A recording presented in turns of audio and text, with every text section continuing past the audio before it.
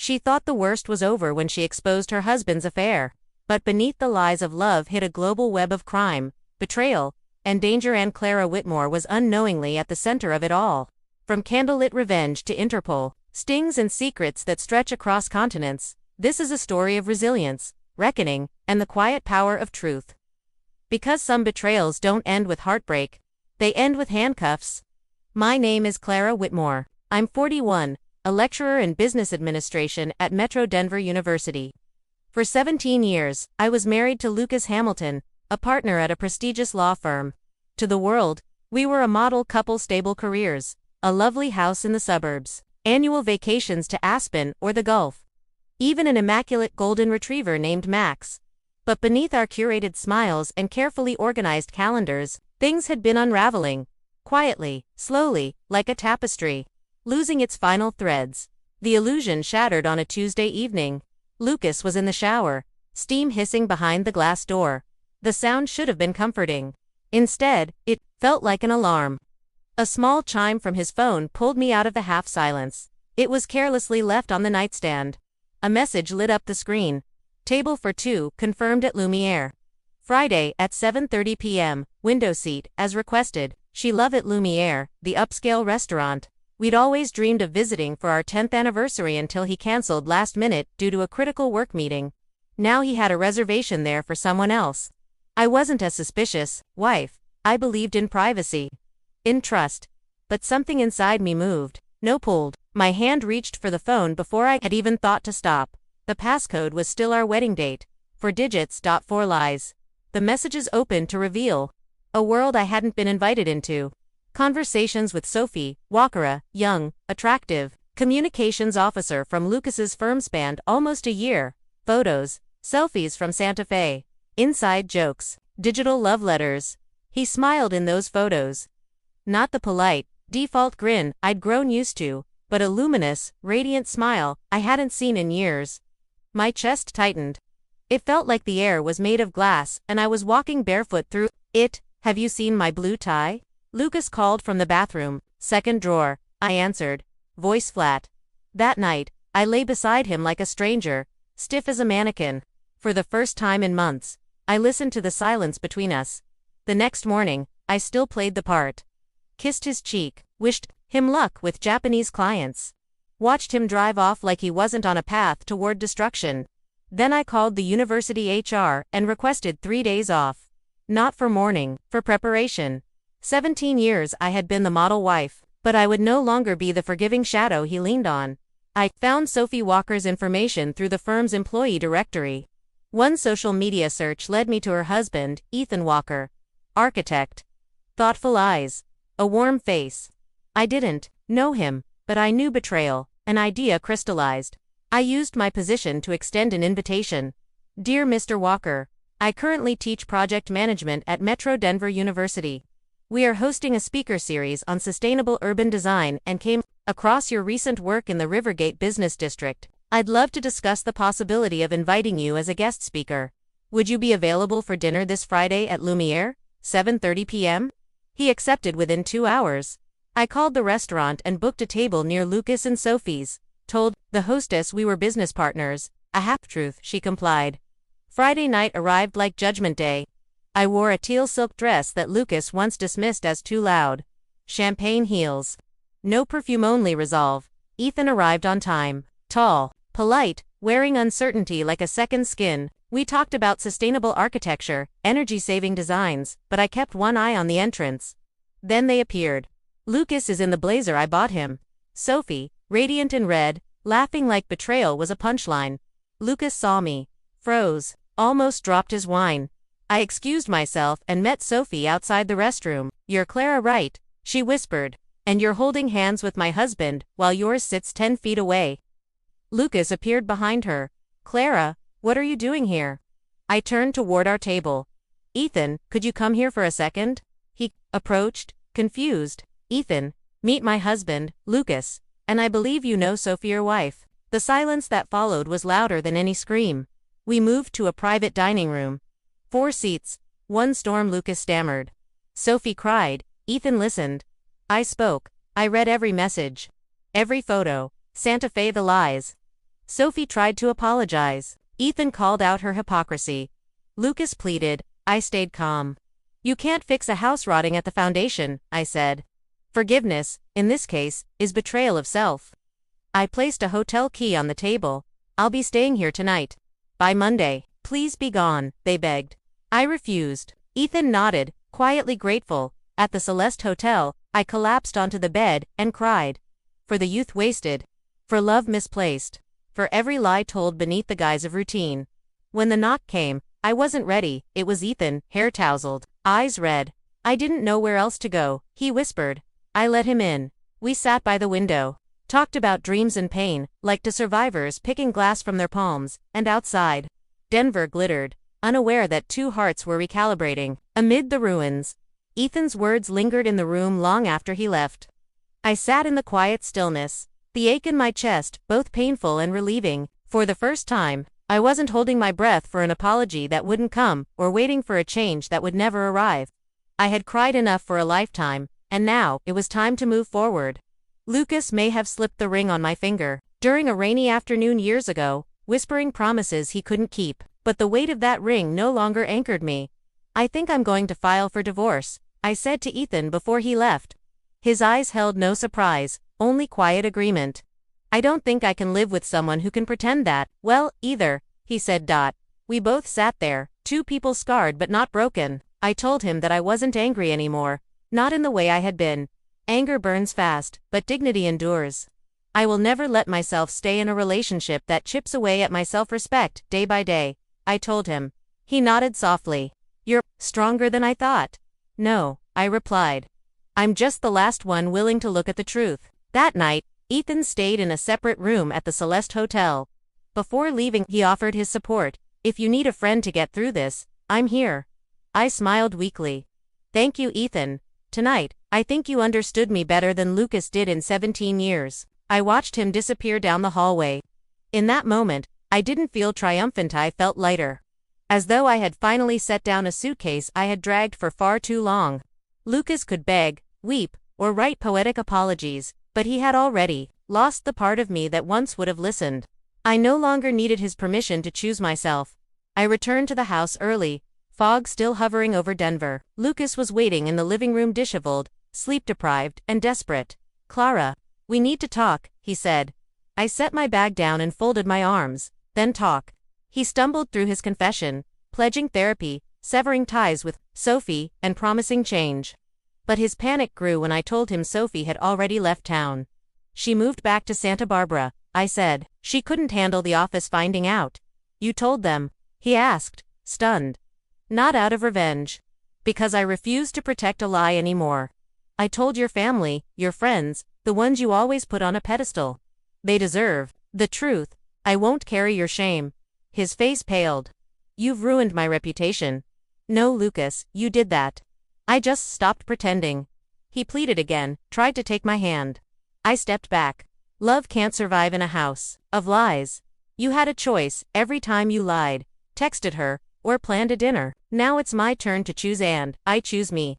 He collapsed to the floor. If you leave, you'll ruin my life. No, I said quietly.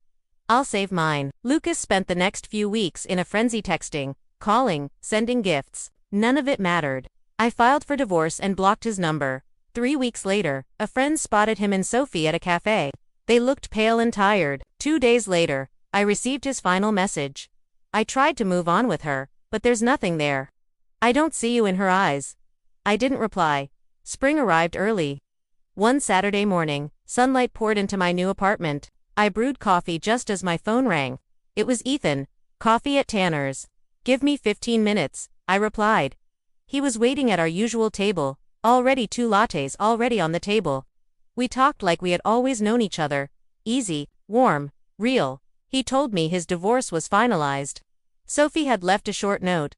I'm sorry for making you lose faith in love. Did you? I asked. He shook his head. No. I'm learning to believe again, not in words, but in consistent actions. In the months that followed, we found something precious. Peace. I returned to teaching. Took up photography. Ethan joined my seminars. As a guest speaker. He never missed one. One summer evening, after an outdoor concert, we walked by the river. Ethan stopped and looked at me. I'm not in a rush. But if one day you want to try again, not marriage, but a relationship built on honesty, I'm ready. I smiled. Maybe I've already started without realizing. He took my hand gently. Not a promise of forever, just a promise of presence. A year after Lumiere, I attended Professor Martha Benson's retirement celebration. She was my PhD advisor, a woman who had guided me through the hardest years of academia. Dressed in navy, pearl earrings glinting, I walked into the hotel ballroom and saw Lucas. He looked older, thinner, alone. We spoke briefly. He apologized, genuinely this time. I lost more than I ever imagined. He said, I hope you find peace, I replied. Ethan walked in just then. When Lucas saw him, he understood. He's a good man, you deserve a fresh start. Thank you, I said. So do you, just start again when you're ready, not to hurt someone else. That evening, Ethan and I danced under golden lights. No fanfare, no theatrics, just quiet, honest joy. As we walked home beneath the stars, I turned to him. There was a time I thought betrayal was the end. And now, he asked. Now, I think it was the break I needed to turn toward something better. And we walked on, not looking back, because that chapter had closed, and the next was already being written. Fall had painted Denver in warm golds and deep crimsons. I stood outside the lecture hall, sipping hot tea as students trickled in, scarves wrapped tight against the morning chill. Life had softened its edges. I smiled more, slept better. Ethan and I had built something fragile but real and honest, companionship, steady as the turning seasons. Still, something lingered in the corners of my mind. Not Lucas, not Sophie, but a sense that something was unfinished. I hadn't heard from Lucas in over 5 months, not a message, not a sighting. Part of me believed he'd finally moved on. Another part doubted it. Ethan met me for lunch at a cafe near campus. He placed a small envelope on the table. This came to my office, he said. No return address, just your name. Inside was a photo. Grainy, black and white. Lucas, walking into a dimly lit building. Beside him, a man in a sharp coat, not a lover, a business partner. On the back of the photo, in tight handwriting, you never knew the whole story. Ethan's brow furrowed. Do you want me to look into it? I shook my head slowly. No, I think I need to. Alone. 2 days later, I followed the photo's clues to a warehouse district in an older part of Denver. The building was familiar. Lucas once mentioned a private investment club he joined. Said it was low risk, high yield.